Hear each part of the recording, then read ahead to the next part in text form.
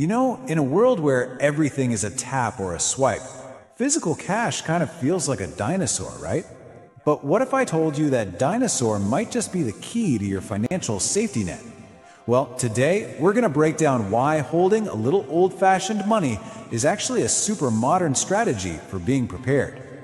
I mean, we've all gotten so used to this incredible convenience, haven't we? It feels like our whole financial world is right there at our fingertips, literally just a tap away. Just think about your day so far. Chances are you bought coffee, maybe paid for gas, grabbed some groceries, all with just a simple tap of your card or your phone. It's just effortless. Gotta pay a friend back, handle a bill that just popped up? No problem. It literally takes seconds, and you can do it from pretty much anywhere on the planet. And our banking apps, they give us this amazing feeling of being in total control, don't they? We can manage our entire financial lives 24/7. And it's all built on this foundation of incredible speed and, well, trust. But here's the thing. This whole seamless world we live in, it all hinges on one critical piece. Those complex digital networks have to stay online. So, what happens when that connection breaks?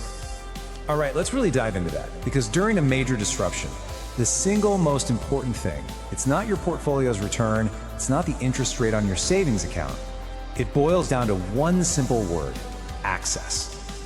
And that need for access brings us to a really key financial idea: liquidity. All that means is, how fast can you get your hands on your money to pay for the absolute essentials? In a real crisis, believe me, nothing else matters more. And this is where you see the fundamental difference, laid bare. Digital money, it depends on this whole kind of fragile chain of technology.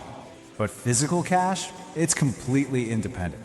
It just works. It works when the power's out, when the internet is down, and when every other network has failed. And look, we're not just talking about a big storm or a power outage here. During major crises, governments themselves might actually step in and limit access to prevent widespread panic. All of a sudden, your ability to get your own money can be restricted on purpose. This really highlights a super important distinction, doesn't it? Yeah, your money might be 100% insured and totally safe in the bank, but if the systems you need to get to it are down, it might as well be on the moon when you need it the most. Yeah, and just trying to think about it from, say, a small business owner's point of view. If their card reader's down, or they're just not sure if a digital payment is actually going to clear, cash is the only thing that's a sure bet. It's a done deal. A completed transaction with zero risk of it being reversed or frozen. So this goes way beyond just the mechanics of the financial system. We really have to talk about the human element. Because when it comes right down to it, financial crises are driven by one incredibly powerful emotion: fear. That fear of losing access, that's exactly what causes a bank run. It's this vicious feedback loop, right?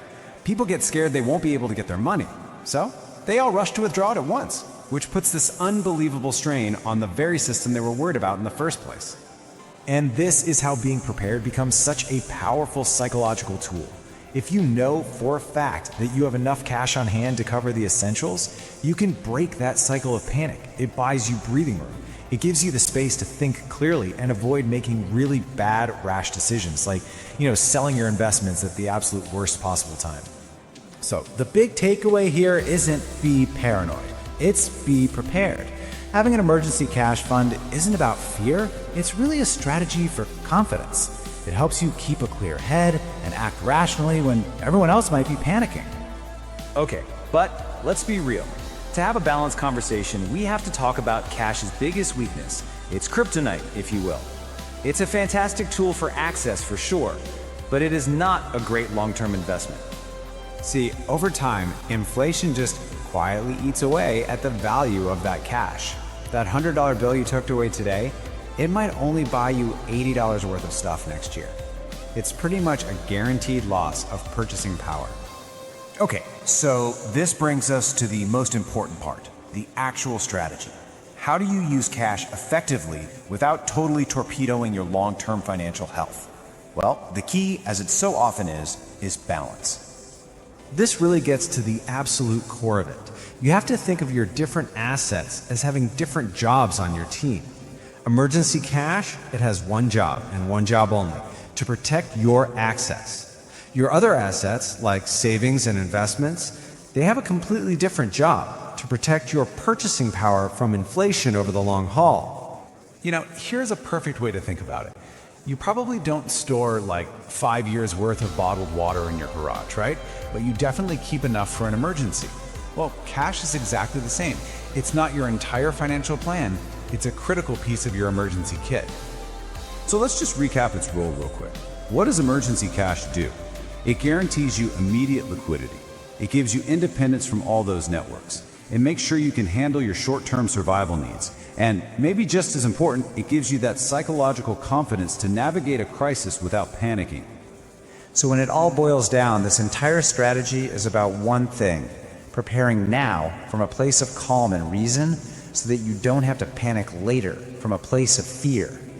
Look, in the end, you don't need a crystal ball. The goal here is not to try and predict the next disaster. The goal is to build a financial life that's resilient, one that's flexible enough to handle uncertainty, whatever form it happens to take. It's not about predicting, it's about being prepared.